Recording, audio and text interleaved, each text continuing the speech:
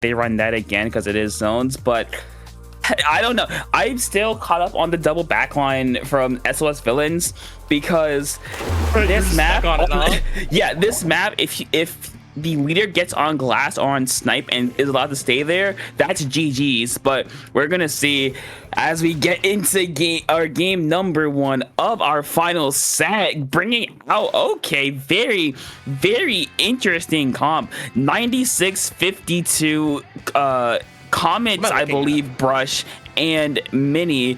No cooler for WIT, so they're relying purely on their fighting potential, and almost immediately 2 are going to go down on either side. What am I looking at, and why is it working? WIT immediately taking zone and pushing directly into SOS Villains base after seeing what an amazing job the Villains did last game. But we also need to remember, didn't WIT go 2-0 against Megatron? Yes. So we're seeing 2 teams that didn't drop a single match during their last sets. So, and if I can check real quick as we're watching, if you want to take over for a sec. Yeah, we're gonna see that Bong is gonna try and go in with this Zipcaster, but I think it's just this power, this killing power of both 96 plus 52 is gonna work out very well for WIT, and it's still gonna work. They're still gonna have control of the zone. You see the Luna trying to go for a flank, able to get one, but only able to get a trade out of it. So this may be an opportunity that SOS Villains needs to, with 3 members down on WIT. It is gonna work out for the moment, able to get control of the zone. But here's the problem for WIT. If the heavy plus leader is able to get set up, if they're able to get onto anywhere close to enemy side, that will be GG's here. The back coming out is gonna cap the zone. Kraken be cracking the zone, just ignoring each other, going for the backlines on the either side. It looks like WIT will be the victors of that, as Bonk is gonna go down while in Zipcaster. So WIT did stabilize really well here, and they're able to push SOS Villains back once again. Fun fact, WIT only lost 1 match their entire SOS, 1 game of their entire SOS run, while as SOS Villains didn't go down a single game, actually. So we're seeing 2 almost perfect runs, and the one team that dropped 1 game is currently. So this is going to be a wonderful finale here for SOS 220. Yeah, you can say that indeed. And you see a flank from K on the Brush, able to get 1, looking for a second, is able to get 2 to help out their team. Kraken in the front lines, you just looking for someone. I'm sorry for yours.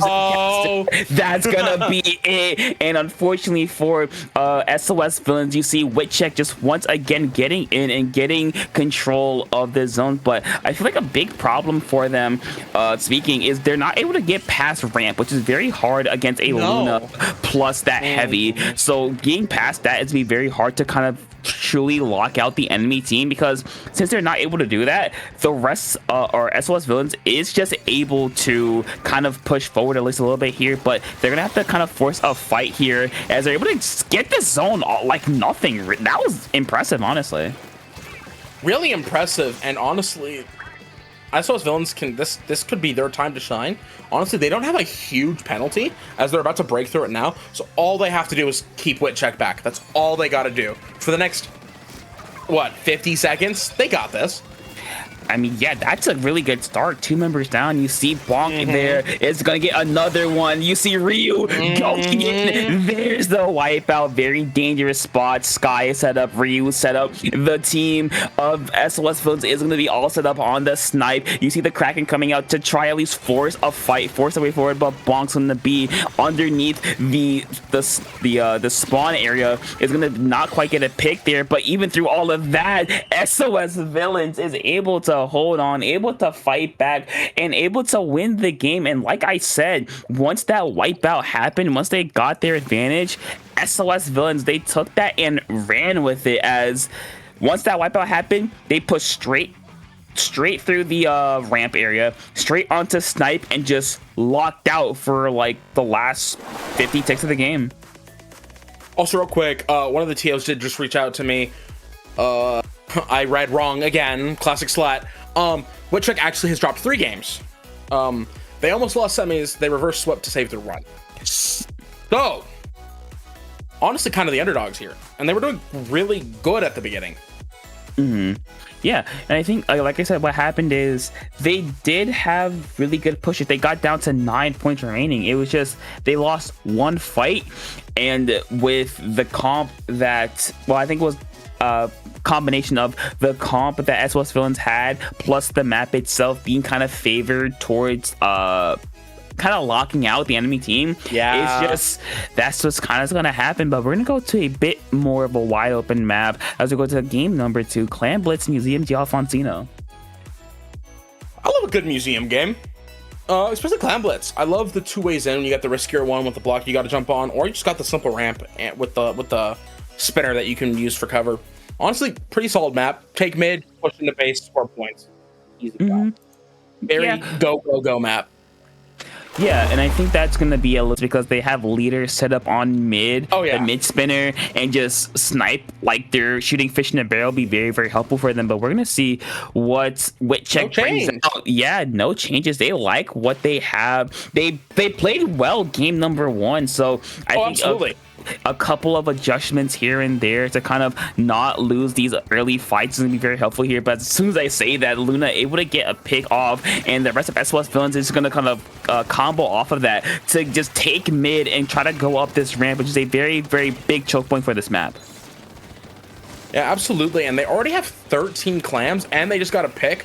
All they really got to do here is get the picks they need and just push in.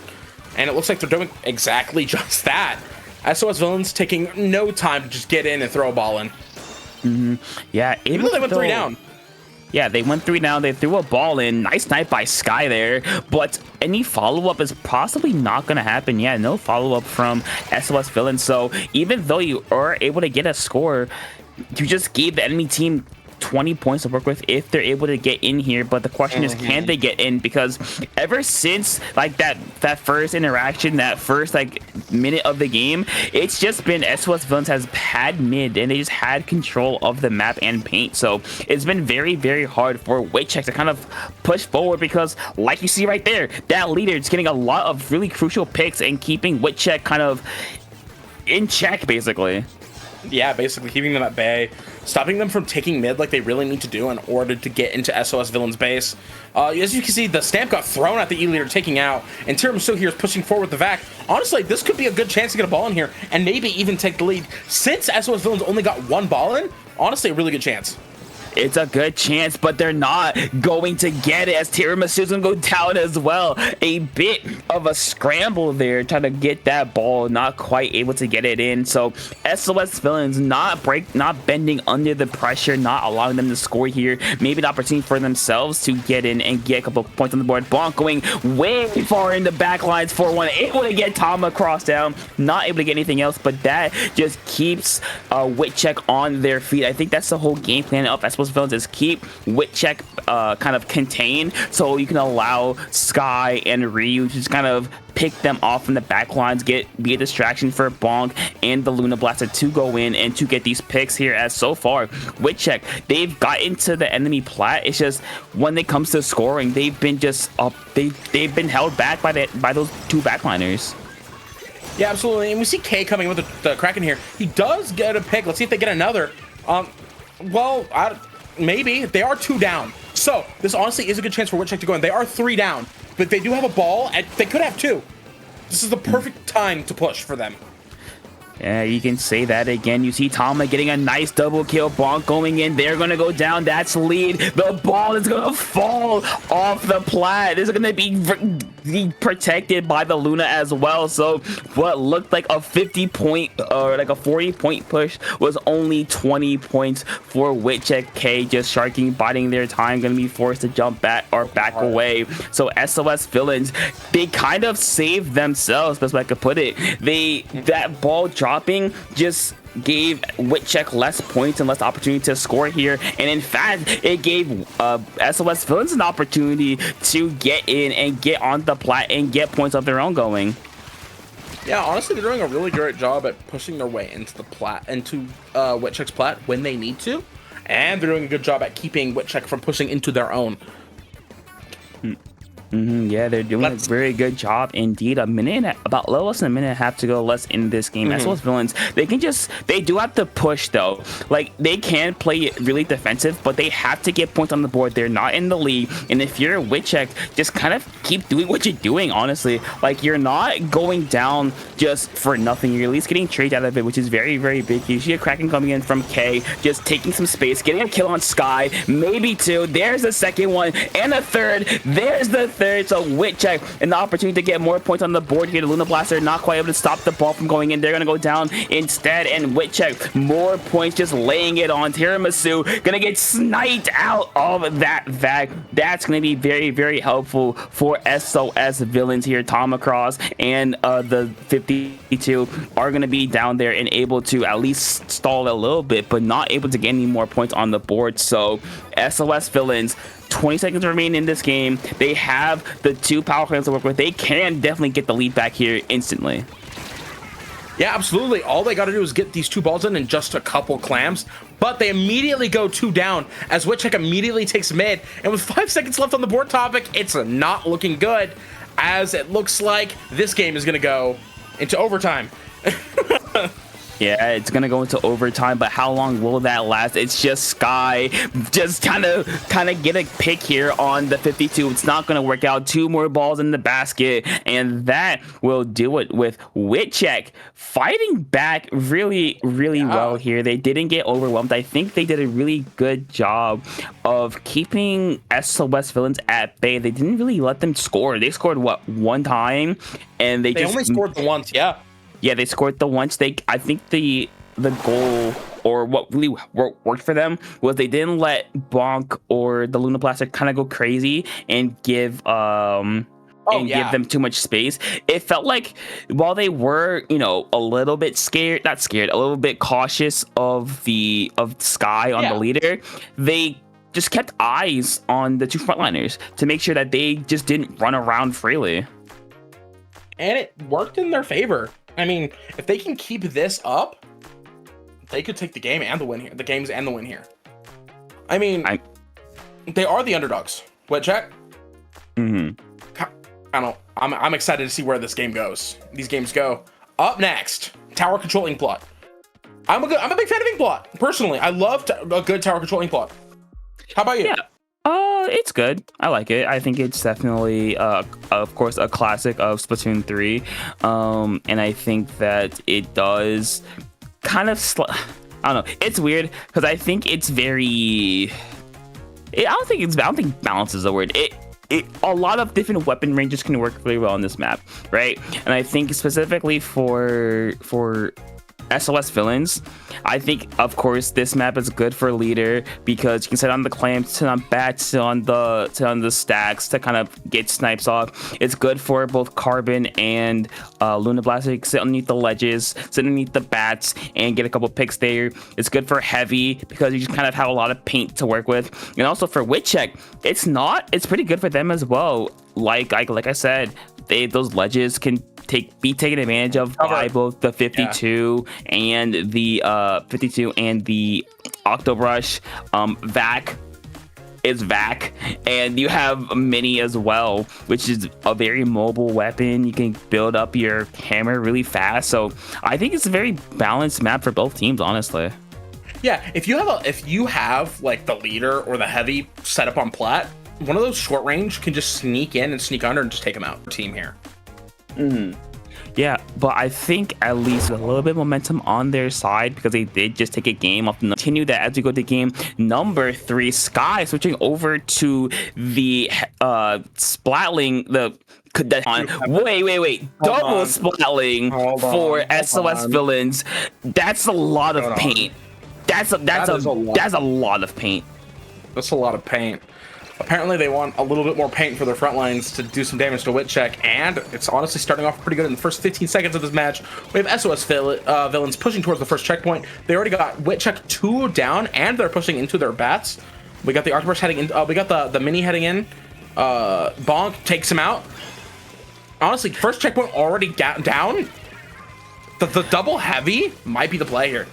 I mean, yeah, it's more aggressive than leader, so you can push up a lot quicker. Here you see they're on the second checkpoint. Bat is cleared. It's just a 52 forcing the Kraken out from Sky, but it's not gonna matter. They're gonna sit on tower, get to the second checkpoint, and just keep it rolling towards that third one. Bats, you see one's gonna be up there, but it's not gonna matter as they're still gonna keep it running. Sky gonna stay alive, get the pick as well. That's the third checkpoint. It's 1v4, kind of dive in towards that tower. It's not going to matter, and the villainy, heinous actions here from SOS Villains with the double heavy. Just the map was always yellow. There was not a speck of purple that entire time because they just painted everything everywhere all at once.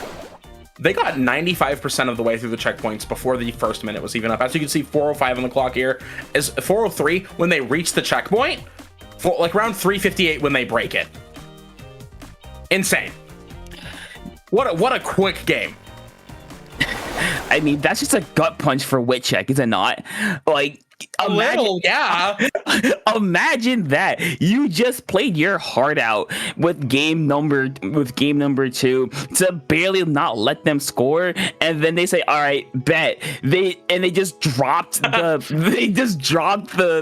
the leaders and deal with it. Now they have 2 Gatling guns like a heavy from TF2 and said, "Hey, if you can't deal with all this paint, all this damage coming out, you don't win the game." And that's exactly what happened. They allowed our Bonk and the Luna were able to just run around kind of freely because they knew they had the support from at least one heavy. They had 1 heavy per frontliner. That's a lot of paint for a frontliner, and it just worked out really well in their favor. Oh, absolutely. And honestly, they might run it again for this potentially may be our last game. Clam Blitz on Barnacle and Dime. Can we get some barnacles in chat? I know this isn't Ludi tonight, but can we get some barnacles in chat for our Barnacle and Dime? We do love Barnacle and Dime. I agree. It's another one of those maps where you take plat, you take mid, you take their plat, and then you get then you go, and then you go back, and then back and forth. That's basically it. Next question. I don't think SOS Phones changes, honestly. Like, I think after that game, like, no, absolutely not. Like E-Leader may be decent on this map, but results, like, that was a very, very dominant game number. Our potential final game of this tourney. What? Okay, they're trolling. What do you mean? What do you mean they're going faster? I mean, it's chip damage, it's chumps. I have no words because what? Crazy. That's crazy. That's crazy work. A crazy choice from the side of SOS Villains. Really, truly living up to their name by pulling out that Clash Blaster. Pretty even footing here. Although WIT does have a majority of the balls, and they do of the clans, and they did make their first ball. They're honestly about to push into the plat here. They have a good chance to do something here. Also, I did notice they did change one of the heavies. They have 2 V heavies now. No, it's V heavy heavy deco. No, what? I blinked. I swear a second ago it wasn't deco. It's deco. I promise. It is in fact the deco, and SOS Villains did a great job of shutting down that potential push from WIT and going in for themselves. 2 members down, looking for even more tiramisu, playing goalkeeper at the very least. The Clash Splash is gonna go down as well, so this may be what SOS Villains needs to score the first point of the game. We see Bonk getting in here, getting 2 picks immediately. Just waiting, biding their time to just jump in and get that ball in. As we see the heavy pushing forward, we get the ball in. Can we get more than 80 points? Can we get a clam in? We get a clam in. Congratulations, they broke the curse. They no longer just have 80 points. We are 62, 50 down, 40 and counting. Oh, they're just getting clams in now, are we? As they go 3 down. Oh my god, SOS Villains just keeping up the pressure. 38 points in this game. The Clash is still in. They got a trade out of it as well. So no vac for WIT check is going to be very, very crucial for SoS Villains. Here you see just a lot of bullets. K going to be popping out, getting one, getting two. Maybe what they need for WIT check to go in here with the Kraken as well. Looking possibly for bonk here by this pillow, just sharking around, not allowing themselves to get caught out. They're going to work going back to mid, getting one, going for a flank on Tiramisu. They're not quite going to get it just yet, forced to back away, but the Clash Blaster, the weapon you never expect, just holding plat and flanking somehow, some way, staying alive. They're gonna get a trade out of it. What? They got a trade out of it for the Clash Blaster and giving enough space for SOS Villains to go forward. 3 down, just K left, forced to just hide and wait. They're gonna go down as well. And SOS Villains, like we've been saying, living up to their names with how villainous their comp is. Oh, absolutely. Absolutely vile as they get another ball in, knocking it down to 29. Currently 2 down on both sides. WIT is going to take this opportunity to get SOS the heck out of their base. And they're going to take this opportunity to also take mid. I mean, they've got 2 minutes left on the board. This game is still winnable. They just have a lot they have to do. And fast. I mean, yeah, the game is still winnable, but can they win is the question. They need to win these fights. They have to go through 2 Splatlings, which is, it's hard to go past one, but a second one, that is definitely a challenge here. You see the 52 trying to stay alive and fight in the street, forced to jump away, and we're 90 seconds left in this game, and so far SOS Villains have been in complete control. It feels like mid has not been purple one time at all. It has been completely yellow since the game started, since word go, and WIT has been trying to just find their way in, trying to find a way through this double Splatling comp, which is surprisingly just not surprising, keeping up so much paint against them. You see Sky staying alive and just kind of face taking that Kraken and forcing it to back away, and SOS Villains a minute in the game, and they are not looking to let go at all. No, I do want to quickly mention, did you say purple? I said, yeah, it's purple. Okay. As you can see, Bonk hanging out in an alley here. I am judging you slightly, by the way. Okay. Yeah. That's blue. It's purple. It's purple, but enough for that. As we can see the Clash Blaster getting a double kill just to twist the knife a little bit further here. And SOS Villains, look at this map, just completely yellow with the Clash Blaster looking to score. No, they know they aren't apparently, and Bonk's gonna score. 13 seconds remaining.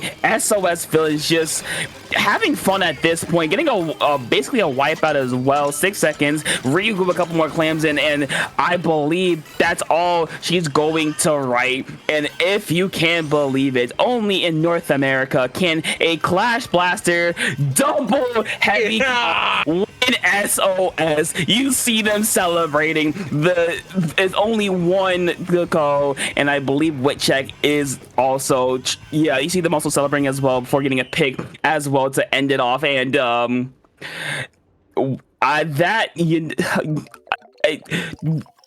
don't, what do you want? They won. They did it. SOS Villains are your SOS 220 champions. Congratulations. I mean, like, what do you want me to say? Like, they ran E-Leader. They ran E-Leader heavy, and they lost the game. They went E-Leader, they went double heavy, okay, and then they went Clash Blaster.